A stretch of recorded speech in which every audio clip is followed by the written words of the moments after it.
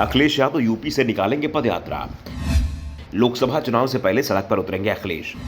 BJP से अपने गढ़ को बचाने की कोशिश में जुटे सपा प्रमुख। लोकसभा चुनाव की तैयारियां शुरू हो गई हैं, गठबंधन बन रहे हैं तो कई गठबंधनों का स्वरूप बदल चुका है। 2 दशक पुराना गठबंधन यूपीए समाप्त हो चुका है तो इंडिया गठबंधन सामने आ चुका है। राहुल गांधी की भारत जोड़ो यात्रा पार्ट 2 की तैयारी हो चुकी है। इस बार सबसे ज्यादा फोकस यूपी पर रहना है। तो दूसरी ओर समाजवादी पार्टी के प्रमुख अखिलेश यादव भी पदयात्रा पर निकलने की तैयारी कर चुके हैं।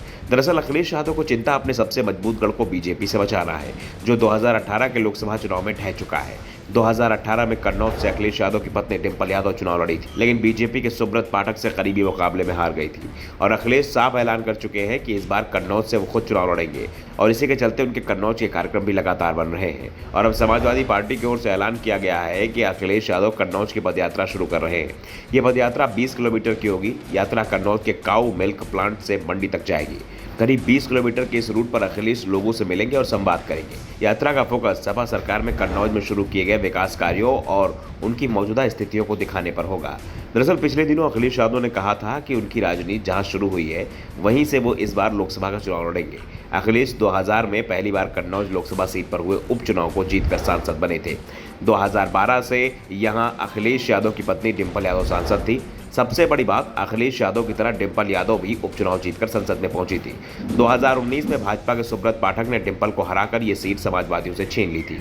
पहले इस बात के संकेत थे कि अखिलेश डिंपल को 2024 में भी कन्नौज से मैदान में उतार सकते हैं, लेकिन इस बीच डिंपल मैनपुरी से उपचुनाव जीतकर संसद में पहुंच गई और सपा प्रमुख ने साफ कर दिया है कि डिंपल यादव ही मैनपुरी से 2024 का लोकसभा चुनाव लड़ेंगी और वो खुद कन्नौज से उम्मीदवार होंगी।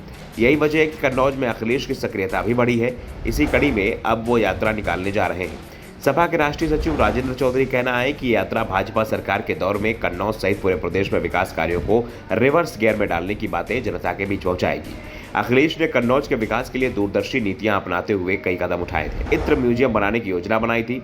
भाजपा ने सारे विकास कार्य ठप कर दिए। इस बीच अभी तक ये साफ नहीं हुआ है कि अखिलेश यादव की यात्रा में समर्थक दल के नेता भी पहुंचेंगे या नहीं। आरएलडी और अपना दल के साथ साथ अभी भी समाजवादी पार्टी गठबंधन बना हुआ है, तो दूसरी ओर कांग्रेस के साथ भी सपा करीबी बढ़ती दिख रही है।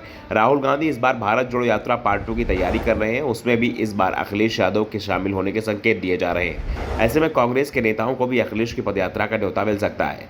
दरअसल इस पदयात्रा के सहारे अखिलेश यादव कन्नौज सीट को वापस पाने की कोशिश तो करेंगे ही, साथ ही सड़क पर अपनी ताकत भी दिखाएंगे, जिससे लोकसभा चुनाव में सीट बंटवारे के समय उनके ऊपर किसी तरह कोई दबाव ना रहे।